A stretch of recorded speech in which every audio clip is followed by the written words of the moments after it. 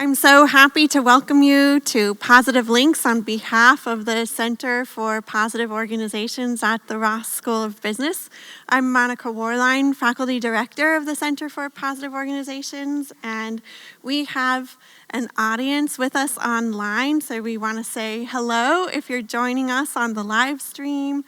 And hello, if you're joining us in the room, we're so delighted to gather together as a community and to celebrate this book and the visit of Dr. Rosalind Chow, The Doors You Can Open. A new way to network, build trust, and use your influence to create a more inclusive workplace.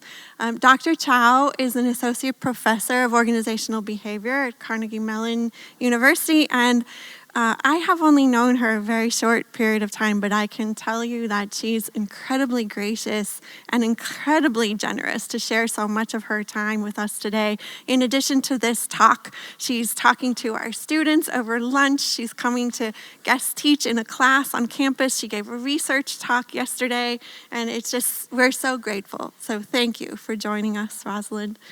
I also want to thank our generous sponsors of the Positive Links series.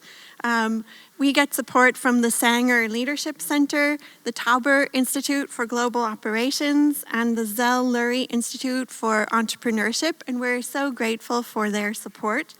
We also have promotional partners who help us get the word out. Thank you to Ann Arbor Spark, to the Managerial and Organizational Cognition Division of the Academy of Management, and the Organization Development and Change Division of the Academy of Management. And if any of you have an organization that would like to be a promotional partner and help spread the word about these talks, we try to keep the talks free, open to the public, and science and evidence-based views of how we can build organizations that thrive. And so, I'm going to move from here to there. And as I do, Rosalind, would you just kick us off by telling us in this amazing book, first things first, what is mentorship and what is sponsorship? All right, first of all, thank you, Monica, for such a gracious introduction, and also thank you to all of you for coming. Also, for those who are online, thank you for watching.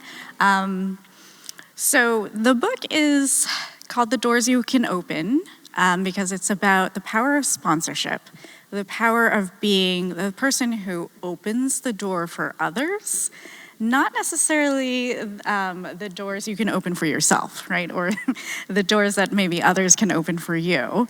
It really is about the doors you can open for others. And as a way to illustrate this difference between mentorship and sponsorship, I opened the book with an example of Kim Ang. Not sure how many of you are familiar with Kim Ang. She is, if you're a baseball fan, you might know better. She was, actually, because she is no longer, the first female Major Baseball League general manager. And she was hired in 2020 to be the GM for the Miami Marlins. She was the first female GM in pretty much all of American professional sports. And so obviously the question is like, how did that come to be? And so when people started looking into her background, they were actually quite surprised to see how long she had actually been in baseball, and also how long she had been qualified to take on this role of a GM. She had been interviewing for these types of positions probably somewhere between 10 to 15 years up to that point.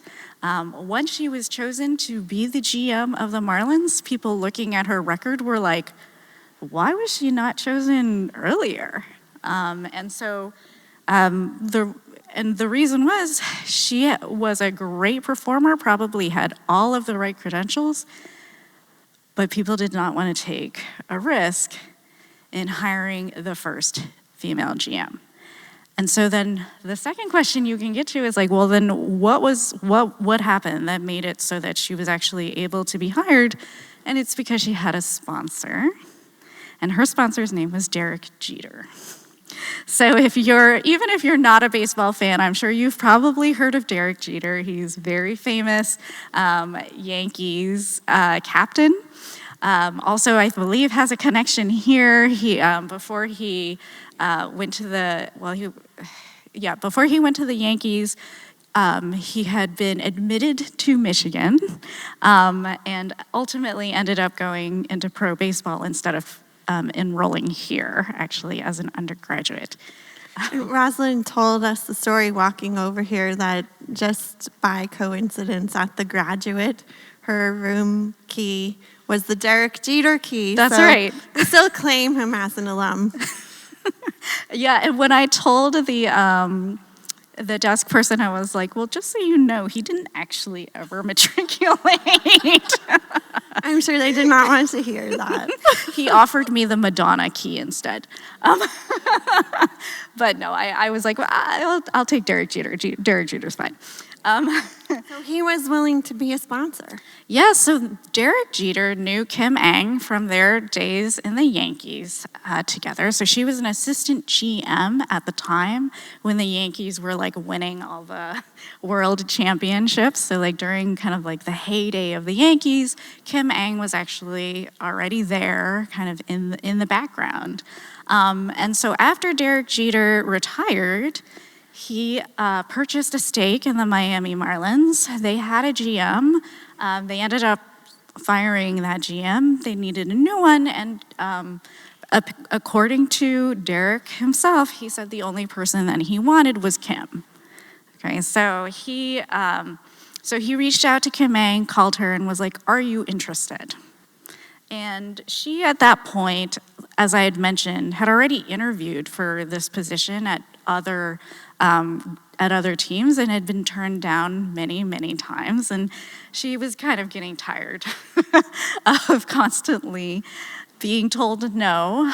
But for Derek, she was willing to try one more time, and clearly impressed the team enough that they were willing to hire her. But I think it is important to note that there was someone clearly who was in that decision-making room who was championing her in a way that she probably did not have in the rooms prior, right? And I lead with this story because no one would argue that Kim Ang needed a mentor, right? That her problem was that she needed more mentorship. She was already fabulous. The issue was that other people needed to change their calculation around how risky she seemed. And that's where sponsors come in. They come in and basically shape how other people see the person that they are sponsoring. So mentorship is fantastic. I will never make the claim that mentorship is not important, but it has a different function than sponsorship. So if Derek Jeter had wanted to be a mentor, he could have been like, Kim, here are the things that we're looking for in a GM. So during your interview, you should talk about like X, Y, and Z, right? So he could have been trying to coach her through the interview process, or, he could have been like, well, you need to really play up these types of experiences, But that's actually not what he did. He just had her go through the process after he identified her as being a really good candidate. And then in that room where it really mattered, he was able to persuade others, right, that, she probably is overqualified for this position relative to the rest of the competition, because she has been around for so much longer because people were not willing to make that risk or take that risk. So I found it so helpful when you gave this idea that mentorship is about this kind of dyadic, close-in relationship, but sponsorship is about changing the other people's idea about the person. That's such a helpful distinction.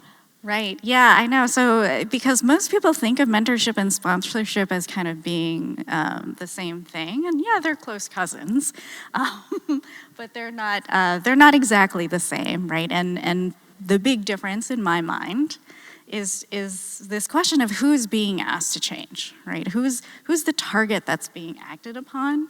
So mentors change you, right? they change the mentee. When you have a mentor, they give you feedback, they give you coaching, they give you advice on how you should approach a particular situation. So essentially, they're trying to get you to change your perspective on a situation or change how you approach a certain challenge.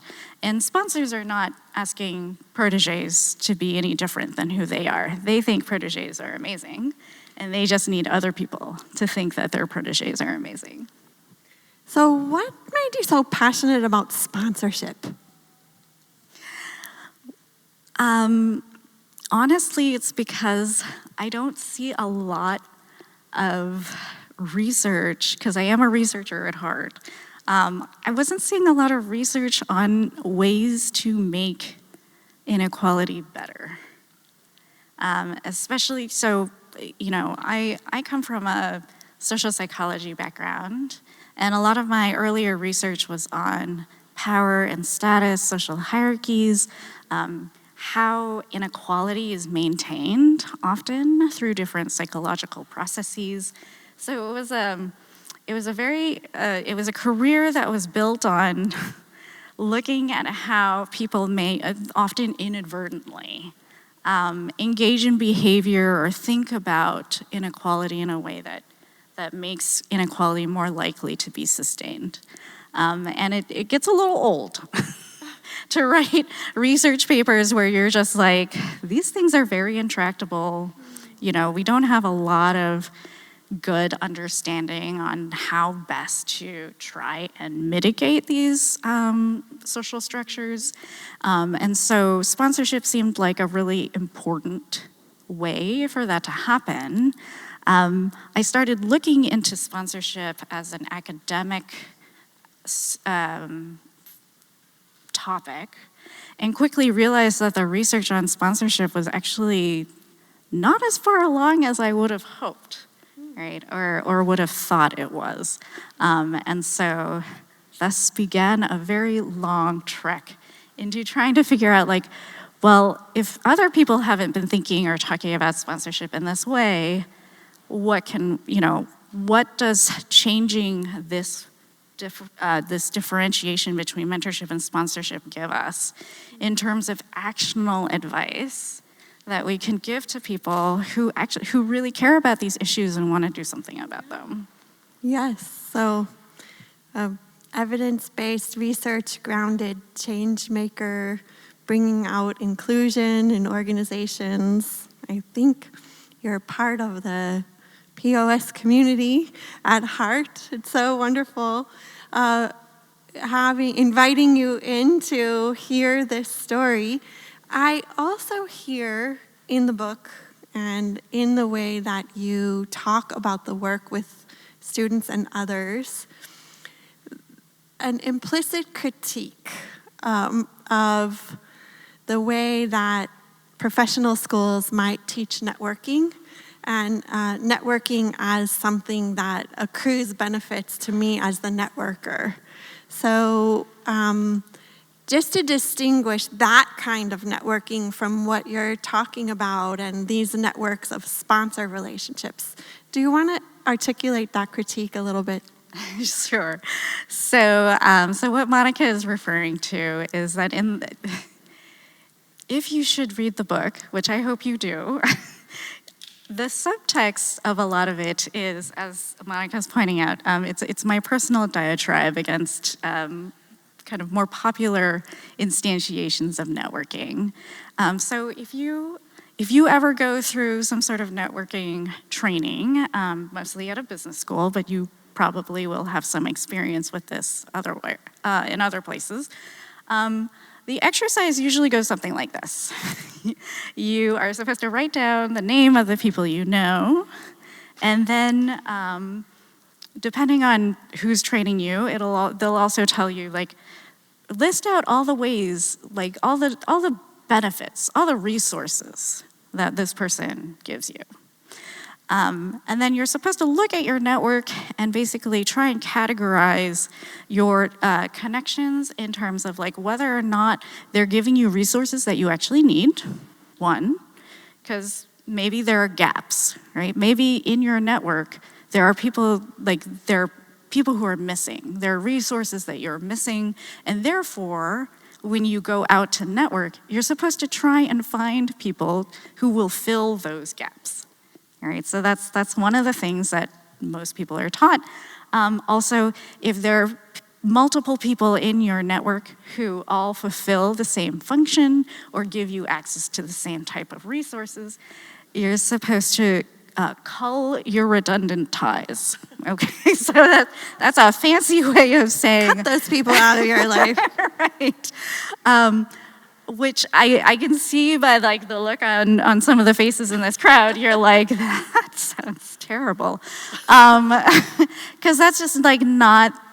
It doesn't seem like a very kind of kind or nice or... It turns our relationships into transactions, right? It's about identifying who has value and who doesn't. And that's the part that I really rail against, is this idea that when we're out meeting people, that we need to automatically categorize them as being valuable or not. Because oftentimes those first impressions of who has value or not are not based on things that actually would lead to accurate perceptions, right? So we know that women or people of color typically are assumed to be less valuable network contacts. And so when it comes to networking, if you're trying to optimize your network, it means that those are people you shouldn't be spending a lot of time trying to connect with, right? Because the likelihood of them having a resource that you value is lower. Well, if you're ever a person who is presumed to lack value in these types of situations, so even if you're not a woman or a person of color, any student who has been on a job search will understand this feeling of walking into a networking experience and just being like, this feels very uncomfortable. I have something I need, right? I'm looking for a job. These are all people who have something I need, which is potentially access to a job. And I now need to go out and sell myself to them, and I need to persuade them that I'm a person of value, that they should pay attention to me because I can, right? Because I need this thing that they have. So networking, as we currently think about it, is really about power imbalances. The people who like networking, typically, by the way, are the ones who typically are assumed to have value, right? Or who know themselves to have value. Because what that does is it equalizes the power differential between the people who are meeting.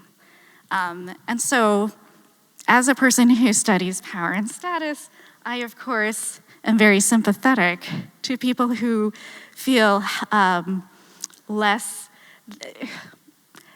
comfortable with the idea of networking from this perspective of people who have or don't have power. And so instead, we put over networking the lens of status, which is actually different from power.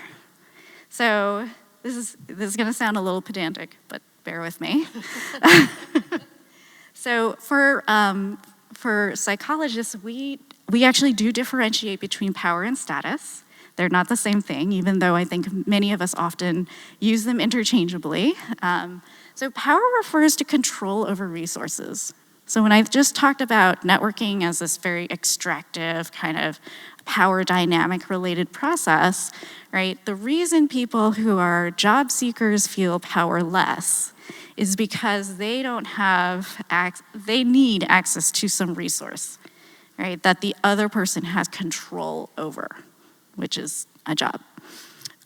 So once you feel like you need something from the other person and that you can't reciprocate value in kind, automatically puts you in a lower power position. Status is different because status is about respect and admiration. Okay, so we often try to differentiate between power and status by think of So a lot of people who have power are also high in status, but they don't have to be. So the monarchy is a standard example I'll use of a group of people who have status in some social circles, right? Where people pay attention to them, they are really attuned to what they're doing, they respect them, they want to be like them. But the monarchy, at least in the UK, they don't actually have any power. They don't control, they don't do any sort of policy-related work. They're purely figureheads, right? So this is a situation where you have a group of people who have status, but they don't have power. And then on the other end of the spectrum, you have people who have power but no status. And these are like my favorite example of this. Hopefully you will not have a personal experience of this, but like really bad managers, right? So bad leaders who have a lot of power but are not respected by the people they have power over. Unfortunately for us, the research is pretty clear that people who are high in power but low in status are actually the ones who are most likely to be abusive supervisors, because they have the ability to control access to resources that other people want, but because they lack the respect, they feel like they have to exert their power in these very dominant and kind of abusive ways. So what you want, though, is ideally to be both, but if you can only choose one, status is generally the way to go, because people are more likely to give power to people who have status. Whereas if you start with power first, you typically end up behaving in ways that make people not want to give you status, okay? So taking those apart, if you're networking for status, you're networking for respect and admiration, right? You want people to respect and admire you.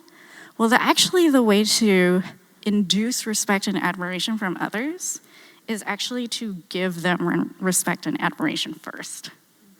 And it changes the calculus around networking, because now it's not about who has value or who doesn't. It's about how can I share status more broadly with other people. And the more status I share with others, the more status people give me. And so sponsorship is a way of giving status and respect to others. Because when you think about it, right, you're changing how other people see each other, but how are you changing how they see each other? You are expressing your respect and admiration for the person that you are sponsoring. And by doing that, right, you're conveying that you respect and admire them, and then people infer that you also must be someone who should be respected and admired as well. So it actually turns networking into a win-win kind of situation where you're making connections not because you're interested in trading value, but simply because you want to share your respect and admiration for others. Thank you. I think it is a very different view of networking than the received wisdom that some of us get from the cultural messages around the importance of networking. And I find it wonderful to be in the realm of reciprocity and relating rather than using and exchanging. And in that spirit, one of the stories in the book that really helped me understand, you make a strong case that sponsors don't have to have power. And you just made that case on stage. But one of the stories that helped bring that to life for me, that point, is this story about this crazy arranged wedding, marriage. Right? Would you tell a little bit of that story and how, that this guy had, his family sponsoring him all over the place to help him get married on a particular day? Yeah, okay. So this is the story of David Weinlich. So you can look this up later if you would like, because I didn't make this up, I promise, even though it's going to sound crazy. So basically, David Weinlich, he was getting hounded by his friends and family about when he was finally going to settle down and get married. So if you're of a certain age, you will be familiar with this conversation that often happens. And to get his family and friends to stop bothering him, he just threw out a date. And he was like, I'm going to get married on this day. So stop bothering me. Okay. And I guess it must have worked, except then it became close, as the date came closer and closer, his friends and family realized that he clearly was not going to make that happen because he had just broken up with his long-term girlfriend. And the date that was that he had proclaimed as the day he would get married was like 6 months from then. So one of his friends was politically active and had just gotten back from a political convention and threw out this crazy idea of like, well, why don't we find you a wife the same way that we choose political candidates?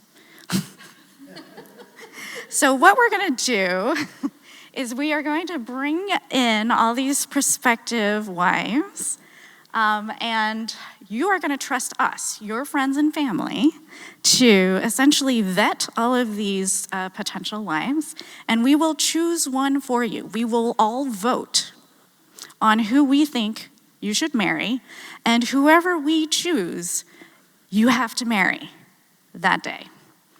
And so David Weinlich was like, why not? If this wasn't in your book, I would swear it was reality TV. I know. It was pretty crazy. So they actually go out and canvass for David Weinlich. They call it like the David Weinlich wife campaign or something like that. And they get hundreds and hundreds of applications. They whittle down the applications. The day they were supposed that David had originally said that he would get married, they go to the Mall of America. The last 25 candidates come and basically do a quick flash round robin of meet and greets with all of the friends and family. They cast their votes and they pick a winner. And it's unanimously this woman named Elizabeth Runs. Okay, and as soon as she was picked, I think it was like David's bridal. Graciously gave her a wedding dress, right? She got fitted into a wedding dress, and then on the steps of the Mall of America, they get married. Okay. They were married for over 20 years. They had three children together. Their marriage only ended because he ended up passing away due to cancer. Okay, so what does this have anything to do with sponsorship? I'm sure is what you were asking yourself. So think about when I said, what is sponsorship? Sponsorship is changing how people see each other through the trust that you have in your social connections, right? And so what was happening here was that David essentially said, I trust you to make this choice for me. And so his friends and family went out into the network, found suitable candidates, vetted those candidates, and decided upon Elizabeth. And because David trusted his friends and family, he essentially allowed them to change his perception of her to the point that, right, they actually, I just think it's funny because what is marriage but declaring that you have a positive relationship with each other? So basically, he decided to take that trust that he had in his friends and family to change how he saw Elizabeth and to basically formalize this positive change in relationship together. Right? So in this story, the friends and family are the sponsors of David. They are also the sponsors of Elizabeth because they're the ones who connected them together. And it is only in the trust that David had in his friends that would allow for that arrangement to work. But it's also the trust that Elizabeth would have needed to have in his friends and family of knowing David and trusting that they knew David well enough to be able to ascertain that they were a good match, right? So you need trust on both sides in sponsorship, but here's the kicker, right? So multiple things here. No one thought that David needed mentorship. It wasn't like, hey, maybe you should go to the gym more, because like that would be a way to find ladies, or like maybe you should change the way that you dress or anything like that. No, they thought David was great. The only issue with David was like the right person didn't know about him, right? And so their solution was to go out into the network and find the right person for him. Okay, so that's point number one. And now I've lost point number 2. Oh, right, okay. And then this goes back to that power and status question, right? No one's gonna argue that David's friends and family had formal power over David, right? Like that's not how we think about our relationships. But what they did have with David and with Elizabeth was status. He trusted his friends and family. She trusted his friends and family. So they had high status with the people involved in this relationship, and that's why that sponsorship worked. Okay, so you mentioned very graciously, right? One of the points that I make in the book is that you don't need to have power to be a sponsor. I'm not going to say that it doesn't help, because it does.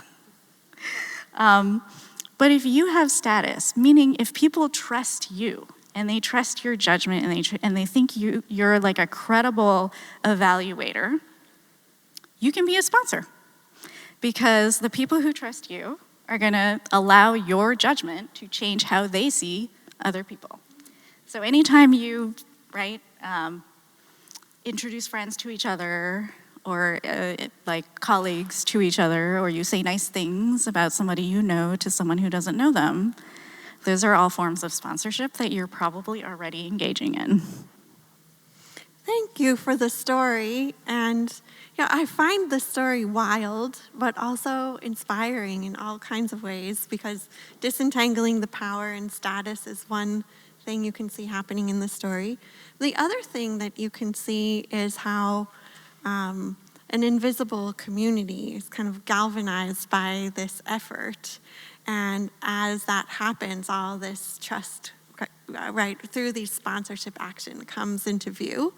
And so as an organizational scholar, I can think how that story could teach us about building better sponsorship inside organizations and activating the trust that's there. And what are the kinds of things that we might do that aren't about getting our brother or sister married, right? But about getting the great people in our organizations to be elevated into the positions that they're qualified for and ready to fill. And so could you connect the dots for us between the wedding story and how organizations basically do the same kind of thing if they do it well? Well, I guess what I would say is I don't know that organizations do it well. Imagine they do it well. Think of the positive deviant ones. Okay. I mean, so another, I think, important part that is worth mentioning is this idea that within organizations, right, if we're thinking about kind of the optimal way things are supposed to work, is that you have an accurate understanding of who's good, right, and who's reliable, who could perform. And then when opportunities arise, those people are slotted into the right roles for them. Obviously, there's a lot of friction that happens that can sometimes impair the appropriate slotting of people into the right roles. And some of that has to do with sponsorship, right? Which is that maybe there's a person who is eminently qualified for a position, but people simply are not aware, right, of that person's existence or of their performance, or for a wide variety of reasons, right? And so where sponsorship can really make a difference is for those people who are more hidden in the social network who are less socially visible, people aren't paying attention to them, right? And so as a sponsor, what you can do is you can bring those people up and make them more socially visible, either by introducing them to people who should know them, or by saying, basically promoting on their behalf. So this is something that I talk about in the book. I call it good gossip, which I realize a lot of people, like when they hear the word gossip, they're like, no, thank you. And it's mainly because we think of gossip in its negative form, right? And so people are like, I don't want to engage in gossip. I don't want to be the target of gossip. Actually, you kind of do for multiple reasons. So I'll give you the example of like Yelp. Yelp would be terrible if the only reviews we saw on Yelp were 1- and 2-star reviews, right? Because that would tell you what restaurants to avoid, but it wouldn't tell you what restaurants to go to, right? Now, imagine a world also where Yelp only consists of 4- and 5-star reviews. That tells you where to go, but it doesn't tell you where to not go. So you actually need the full spectrum of information in order to make good choices, right? And so, yes, we don't love bad gossip, but bad gossip actually helps us to know who to avoid, and actually serves a pretty positive social function, which is when people are scared of being gossiped about, they don't do bad things.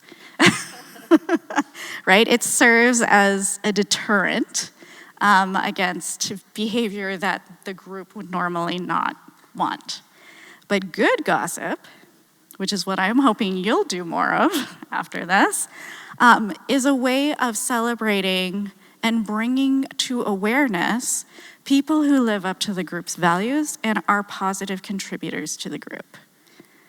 And unless we actually are very active and intentional about sharing that information about who's a positive contributor, right, that information is lost to the group.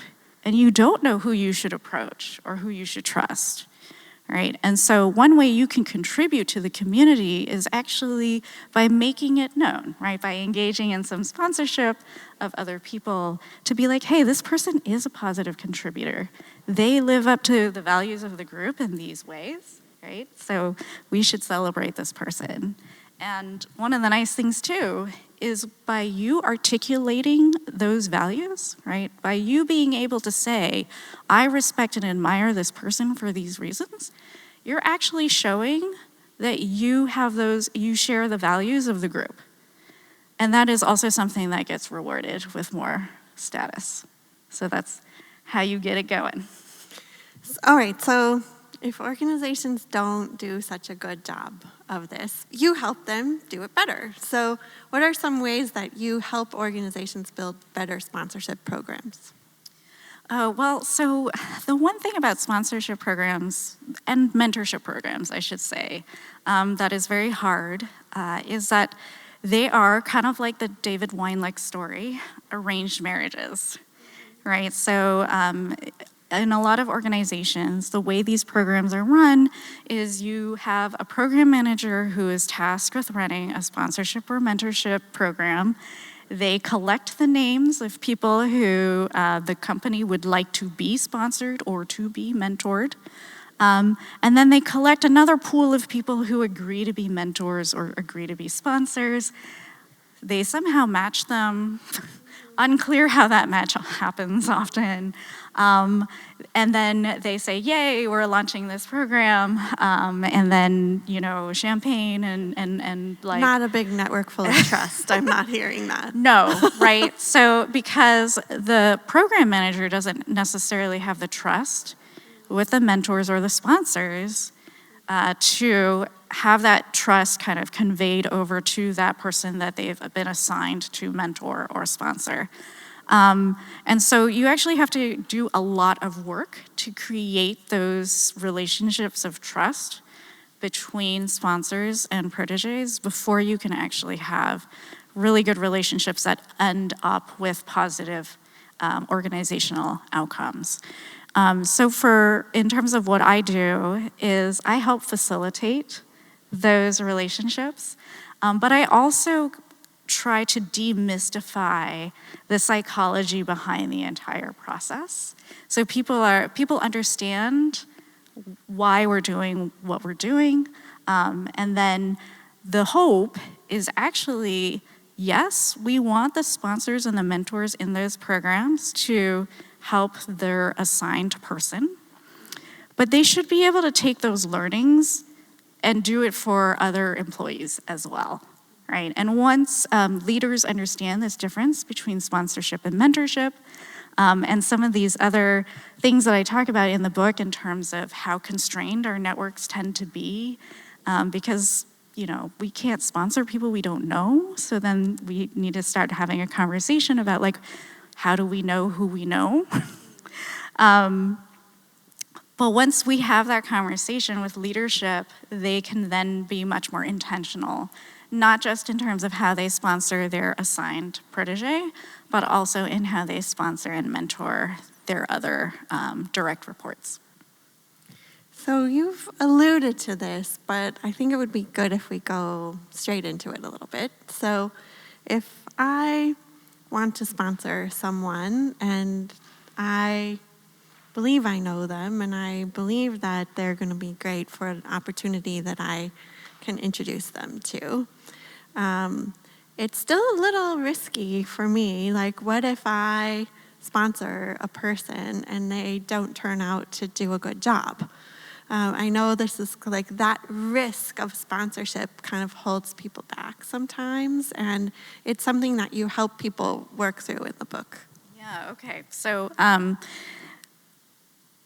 there is this other difference between sponsorship and mentorship that I think is worth knowing, right? Because when mentors act on mentees, that's a relationship that really can be self-contained.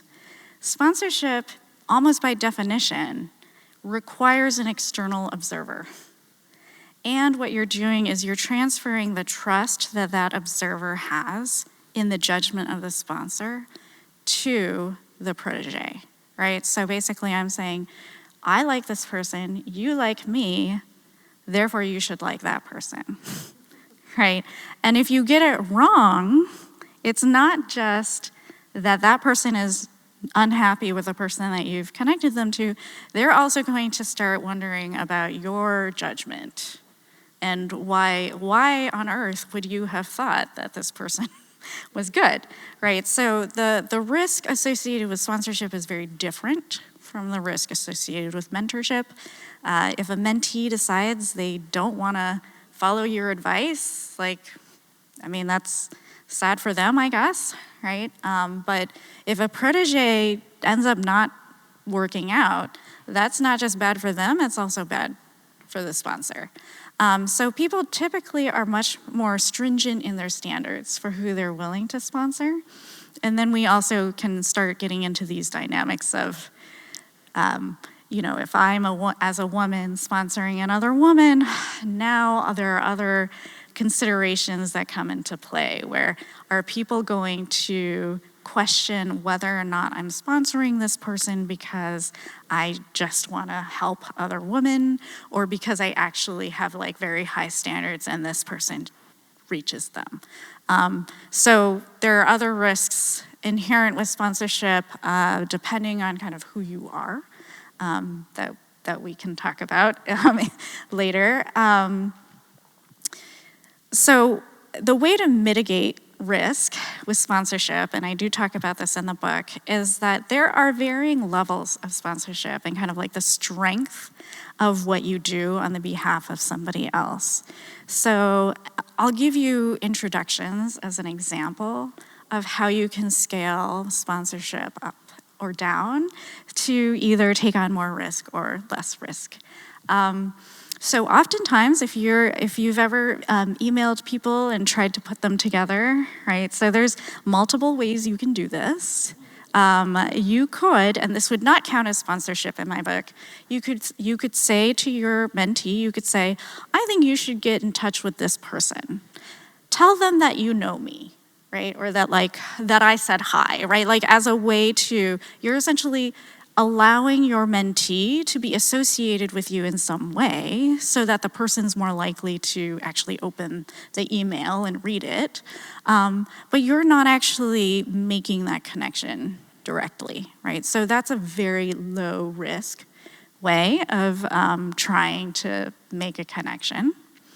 The step up is you make the connection, but I'm sure we've all also gotten these emails where it's like, "Hi, Monica, I think you should meet so-and-so. Take it away," right? And you're just like, what am I supposed to do with this, right? Like, and it's unfortunate because now that person's kind of like, I'm on the hook. I need to potentially, I need to figure out why I should even be talking to this person, right? But like no information has been given, okay? And you have not set up that relationship for success. But it also means that there's like plausible deniability involved, right? Where like if the connection doesn't work out, you're like, I didn't put a lot behind it, right? Like I didn't guarantee anything about what you were going to get out of this connection. So that one's also lower risk. And then you have kind of like the highest version of it, where you say, Monica, I would like to introduce you to Jane. Jane, you should know Monica because of X, Y, and Z. You share these interests, right? And then Monica, you should know Jane because of X, Y, and Z. She's working on these things. You're working on these things, where you really spell out why you're making the connection, okay? And so that's going to be a much more powerful way of sponsoring because you're making several claims there. You're making a claim about understanding the values and the interests of the person you are sponsoring the person to, and you're also making a strong claim about knowledge of the interests and values of the protege that you are sponsoring. And you're making that link together.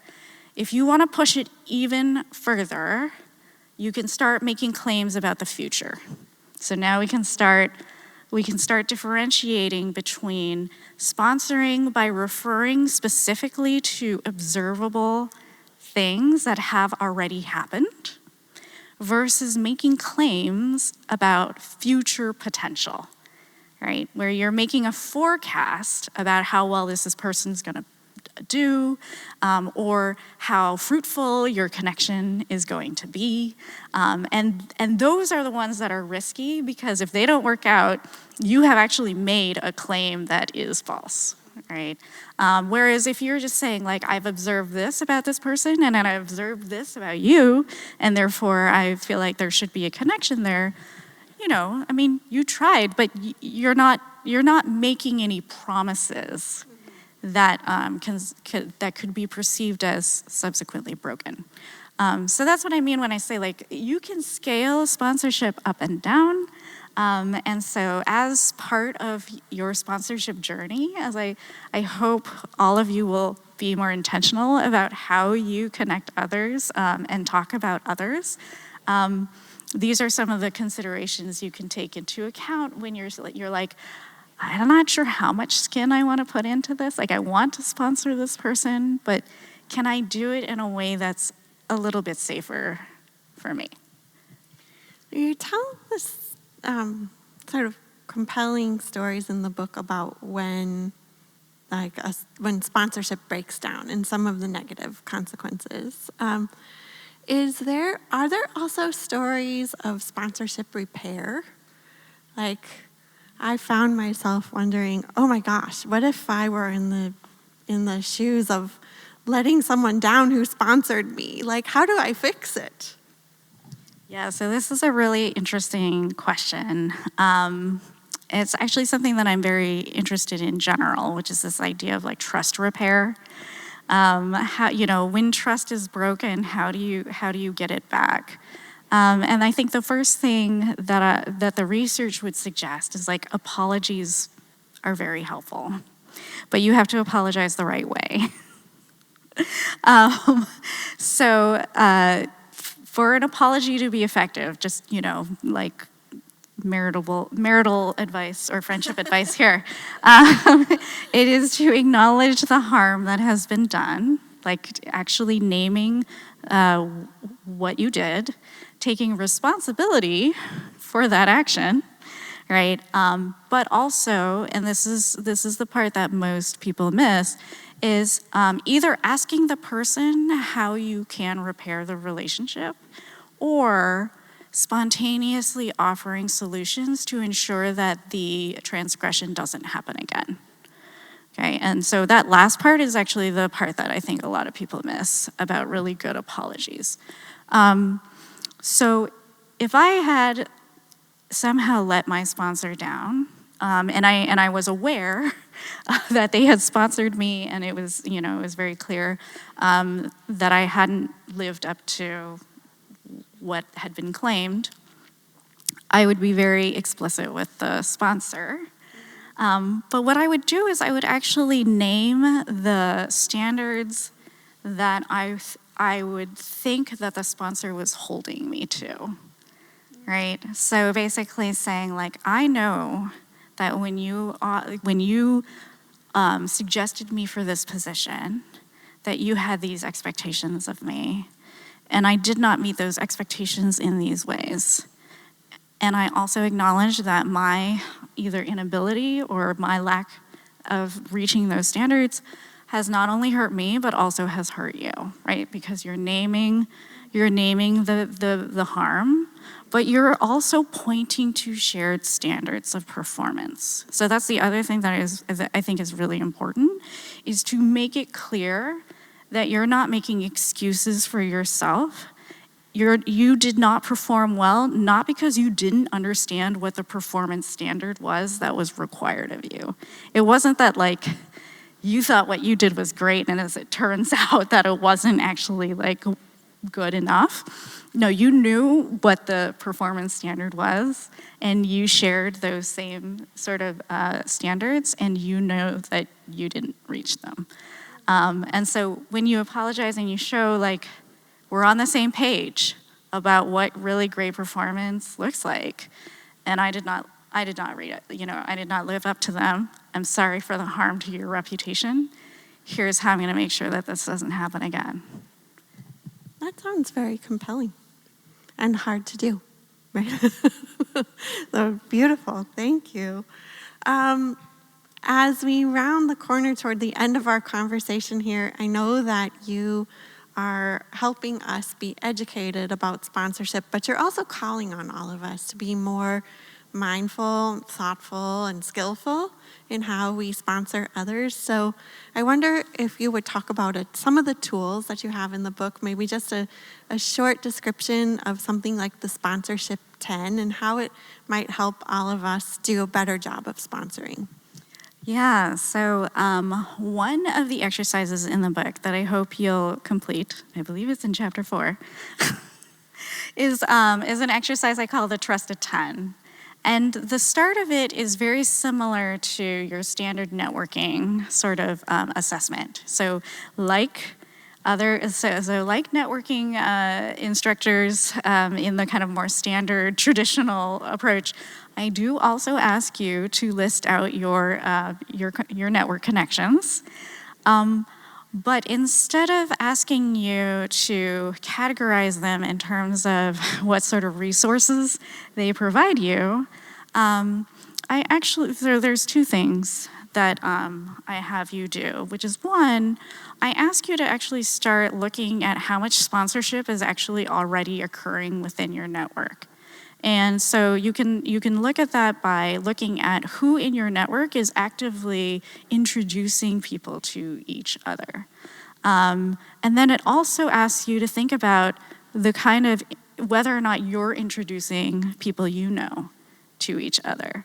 And so many of you will probably find out that you're like, oh, there are these people who probably ought to know each other, but don't. And I haven't, for whatever reason, I have not chosen to sponsor them to each other. And that can lead to a different conversation internally with yourself, right? Of like, Why is that? Why have I not introduced these people who both of whom I respect and admire? Why haven't I put them together, right? What is the information that I would need to know to be able to identify who in my network should know the other people in my network? So what it's trying to do is to illuminate for you all the potential sponsorship opportunities that already exist in your network among the people you already like and admire. And then, if we expand that, you can start thinking about who are the people I like and admire, but don't consider kind of like part of my core trusted group. And what else would I need to know about them to be willing to sponsor them and to be willing to bring them into kind of my closer circle? So it's an exercise that's trying to get you to think about, one, are there sponsorship opportunities that you're not taking advantage of, right? That you could do, but also how well are you kind of diversifying the people who you could be sponsoring, right? So it's also an exercise in looking at the homophily of your network. Yeah. Well, if you're here with us in person, there are books available, so I hope you will read it. And we have only a couple of minutes left, so selfishly, in the position of moderator, I'm going to ask, so in the book, you talk about your why as facilitating others' growth and thriving, which I found a really inspiring statement of your why. And so selfishly, I'm going to ask you a question that's about me to facilitate my growth and thriving. When I was reading your book and I was thinking about it this week and I was thinking about our conversation, I found myself, when I think about the network and all these different things, I'm like probably not doing that well. And I'm a little bit introverted and I'm a little bit private. I was just like, oh man, this is exhausting. So if you have people like me who feel kind of exhausted, introverted, and a little private, how are you going to coach us to grow others and to be better sponsors? So that's a great question. I'm sure my students are always surprised when I tell them that I'm an introvert and that I also am kind of private and don't love engaging with new people, which is, of course, contrary to what might come across in my book. I love good questions. And so that is a really great way to get around this as an introvert, is just to get the other person to talk about themselves. And I don't mean that as like I want to be off the hook, because you actually are doing a lot of work when you ask questions, because you have to be very careful about how you're listening. And this is another big lesson in the book, is what good listening looks like. But as an introvert, like, being a good listener can be a really huge superpower, because you can pick up information about other people that you might not otherwise pick up if you weren't listening with that level of intensity. And that is information that you can use to sponsor them. So, Thank you. So we can be great listeners, we can ask great questions, and we can go out in the rest of our lives thinking about the notion of networking as opening doors for other people and sharing admiration and respect and trust, which is a whole different way to think about it, and an inspiring way for me, and I'm sure for our audience, to rethink networking. So Rosalind, thank you so much for coming, and thank you for the conversation today. Thank you so much for your great questions, for your attention. And we will be sharing the video of this session on the Center for Positive Organizations website, and if you've joined us online, thank you for being here today.